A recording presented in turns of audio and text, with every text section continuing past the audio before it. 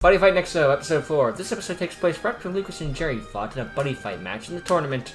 So, immediately after the last episode, got it. In the stands of the arena, everyone is reacting to Lucas's win. Wow, that was an amazing buddy fight, wouldn't you guys agree? I agree. I mean, I never saw someone win a buddy fight without calling a single monster. Yeah, but the more surprising thing is that Amy's buddy still hasn't woken up yet. You would think she would be awake because of all the noise. For me, it isn't at all surprising. I spend the most time with her out of the group, and let me tell you, she is almost impossible to wake up when she sleeps. She's kind of wasted but does her own thing. She is going to eliminate him from the tournament via Snorlax style. Yeah, but doesn't she sleep as much as that koala? What makes her a koala?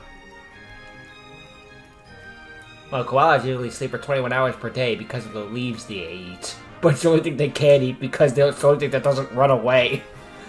Well, she doesn't sleep that much. She sleeps a lot, but not like that a lot. Doesn't an aberrant Pokemon sleep for like 16 hours or something like that? So do we just wait in our seats while the next round is going to begin, or... Okay everyone, after that spectacular buddy fight, we will begin a short break for the tournament, and you can chill in the school, but don't leave the school because the next match will begin after the break. A little breather, no problem. Okay, that's the answer. That answers that then. I will announce when the next round will begin, so don't worry about going to miss it. So everyone in the arena goes back into their school. So, what do you guys want to do now? Let's buddy fight. In the buddy fight tournament? Yes. We could go and find a place to eat lunch. Because, man, I'm starving. We've had one buddy fight that lasted long enough to get to lunch. Dang. Well, we couldn't do that. Amy doesn't know a place where we can eat our lunch on this school. Let's go to Burger King. Well, we could just go to the roof. It is a nice silent place where we can still hear the speakers for when the next round begins. Yeah, but imagine how long it's going to take to get down there and get to the buddy fight. That sounds like a great idea. Let's go. Do not need to address this, Super TDJ. These are me picking up points that don't really matter. And so the main trio go to the roof of the school to sit on the bench. Man, this is a nice view. I bet the audience would love to see it. Yeah, it is. So what do you guys have for lunch? I just got some simple sandwiches and some fruits.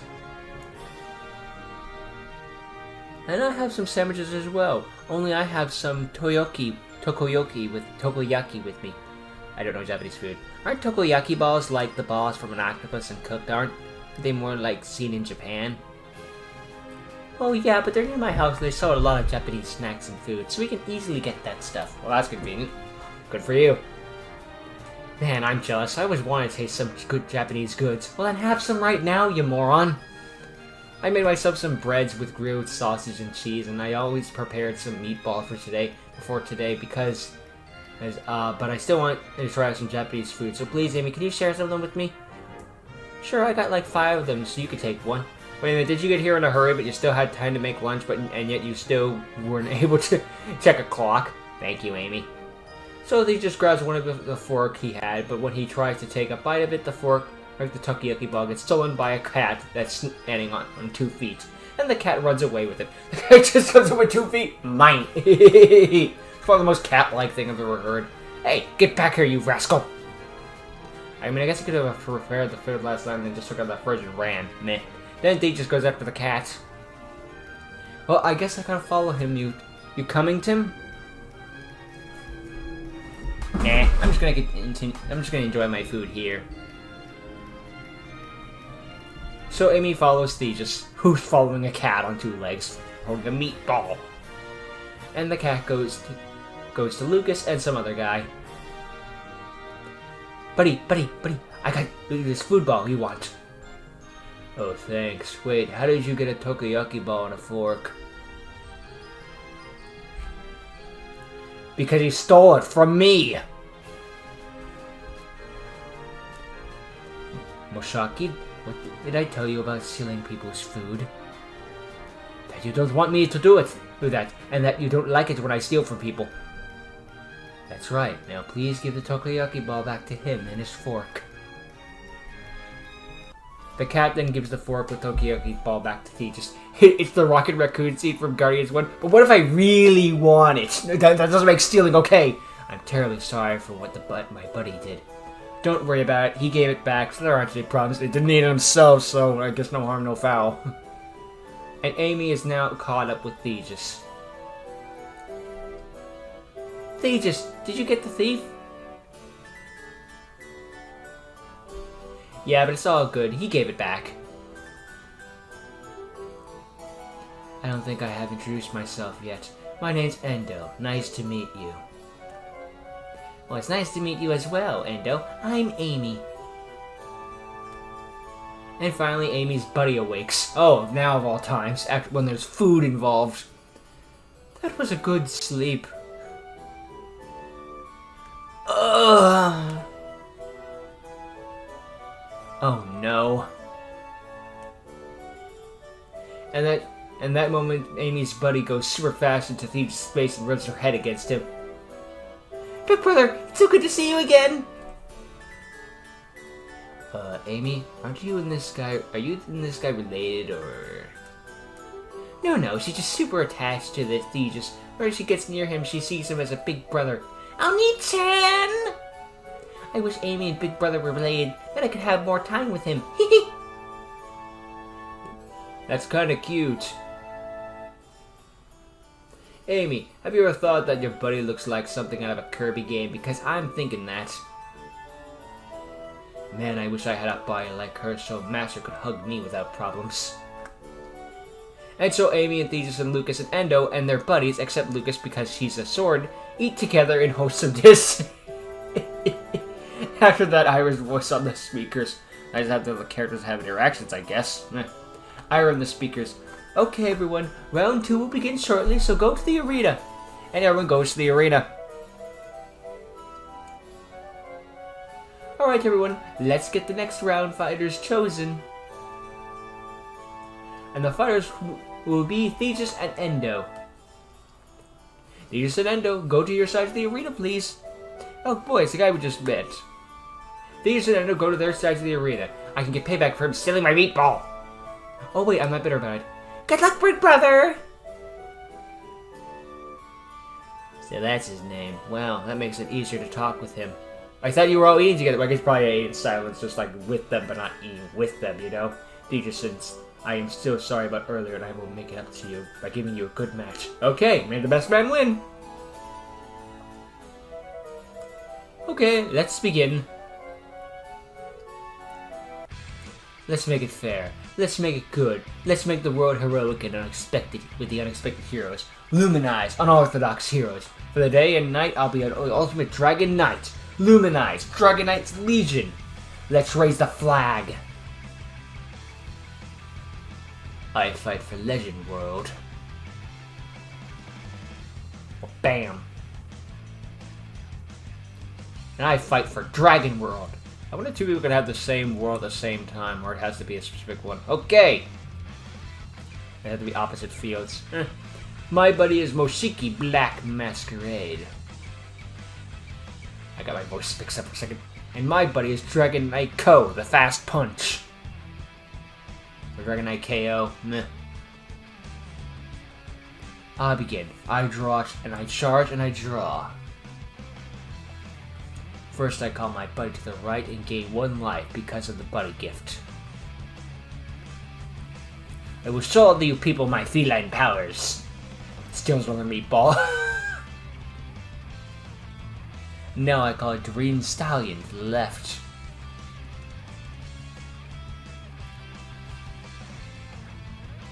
Now, whenever Green Stallion is called, I can draw 1 card, and I'm forced to put the top 4 cards of my deck into the drop zone.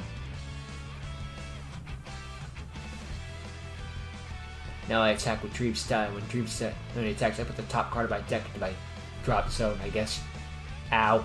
Okay, my turn. I draw and I charge and I draw. I call Tiny Drake to the lake. To the left. To the lake. Oops. And when Tiny Drake is called, I put the top card of my deck into my gauge. I pay 1 gauge and call Rainbow Sword Dragon to the center.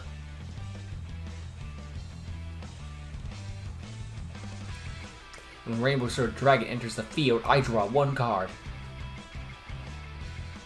Now I pay 1 gauge and call my buddy to the right. A knight's life is what I live for. Now to battle. Sorry, my buddy has moved, which means I can move him to in one place other than before at the beginning of combat. So I move Moshiki to the left. I'm going to protect my buddy, no matter what. Alright, then KO, attack Moshiki in the center. And whenever your KO attacks you, either discard 1 card or take 2 damage. I discard Mercy Blade. Oh, you have one of those too. Neat. Okay, Moshiki moved to the center, that is not the left. My mistake. 6,000 Mercy, 1,000. Easy win. And KO has Penetrate, so take 2 damage. And he had 11 life, so... Now, Rainbow Sword Dragon, attack the fighter! I cast Holy Grail. I guess this game has its own generic staples as well. Only makes sense. It's usually the case in card games. Rainbow Sword Dragon attack is nullified. Tiny Drake, attack the fighter. Ugh. That's everything. It's my turn. I draw, I charge, and I draw. I cast Heroic Energy. I gain 2 life and draw 1 card. I got to 10. Having trouble keeping that down. Now I cast another Heroic Energy. Because I have 10 hero attribute cards in my drop zone now instead of 2. Now instead of 2 life, I gain 3 life and draw 2 cards. Now I pay 1 gauge to cast Gold Collection.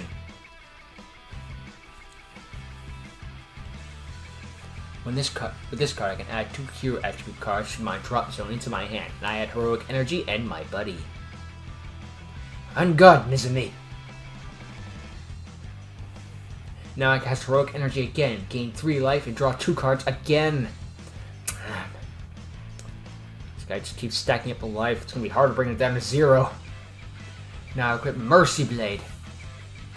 Although I also don't know much about this game, so maybe there's a deck out system or thing, or alternative win condition they can take advantage of. Now I activate Unleash the Sword.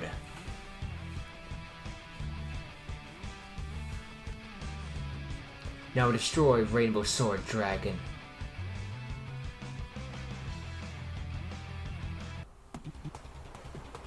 Ow. Since Rainbow Sword Dragon is destroyed, I can destroy 1 card you have, and I destroy your Mercy Blade. Take no mercy on the Mercy Blade. I pay 1 gauge to equip Soaker Blade.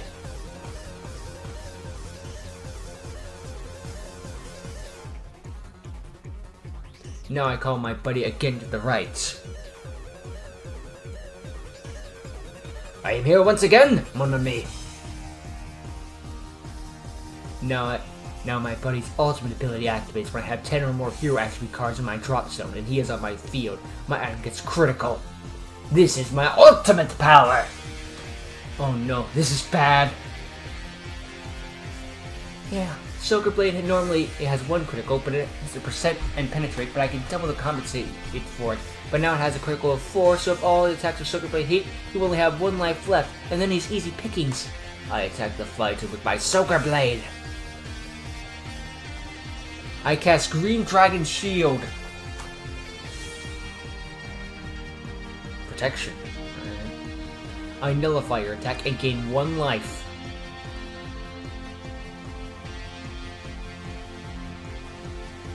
Then I'll do the double attack.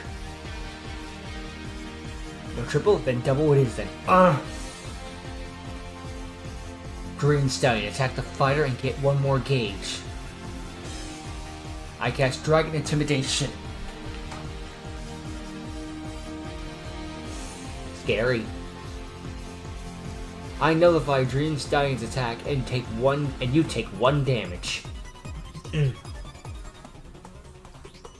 Moshiki, go attack the fighter. This is my time to shine. Yeah!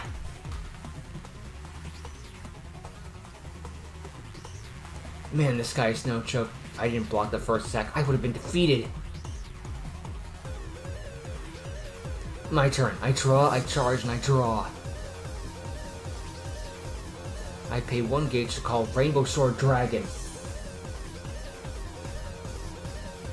I got more than one, dummy. Now I draw 1 card because of Rainbow Sword Dragon's ability. Now battle! Moshiki moves to the center again. KO! Go attack Moshiki!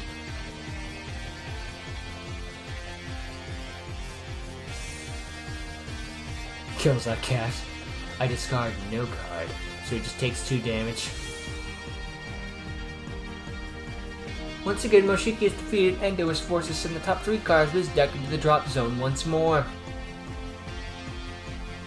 Now Rainbow Sword Dragon, attack the fighter! Now Tiny Drake attacks the fighter.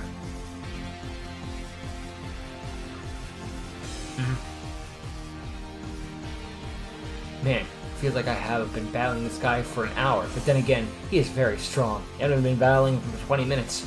I'm surprised he stood much longer against me than anyone else after my ultimate combo. I had a protection spell, luckily, so he got lucky. My turn. I draw, I charge, and I draw. I call Dangerous Redcap Boki to the right. He's fun at parties. Now I attack with my Soaker Blade, and your Rainbow Sword is destroyed.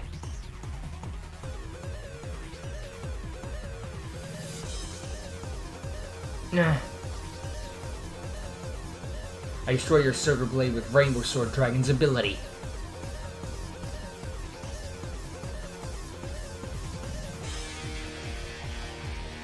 Dream Stallion, attack the fighter. I cast Dragon Intimidation. Again. I'm so scared. 1 damage. And the attack is negated. Dangerous Redcap Boki, attack KO. No one watched OKKO. When Boki destroys a monster in battle, you take 1 damage.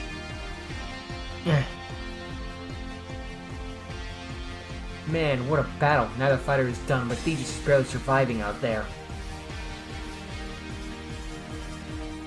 My turn. I draw, I charge, and I draw. I call Tiny Drake to the right.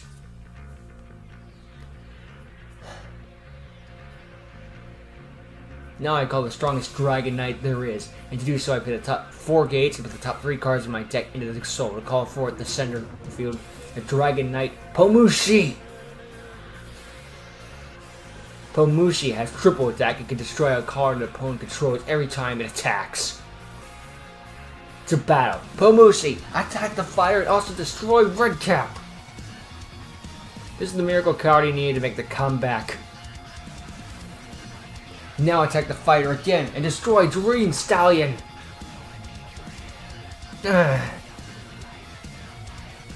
Well, that was exciting and intense. End of match. Winner Thetis. Well, wow, that was an extremely intense battle. No fighter was backing out at all. And Thetis is the winner of the round and we'll go on to the next battle. And that'll be all for the episode. And hope you enjoyed. See you all later. Bye. That was more an intense battle. Good back and forth. There was a question of like how is Thetis going to get himself out of this one, because the guy kept gaining life points and just wouldn't stay down. So it's like how we get to survive. The tough part is surviving the onslaught. Once he survived, after that was pretty smooth pickings. This comeback truly began, but he proved that he was a strong fighter and got revenge for his meatball being stolen, which was given back. It's funny to think that way, like this is all over a meatball. And you don't fuck with food. You steal my food, we're going at it. It's gonna go down. But yeah, it was fun to see the little cat guy, and the new character seems fun, and he proved that he is a strong buddy fighter, I guess would be the term. So yeah, he's something to sneeze at, that's for dang sure. And other than that, mostly a heartwarming episode, I guess, or more wholesome would be more accurate, because just a bunch of people hanging out, having fun, having food, and having a buddy fight tournament. So yeah. Perfectly fine episode, good time to Super TDJ, and yeah, that's all I really got to say. So, Thank you for watching. Hope you enjoyed. See all of you next time. Later.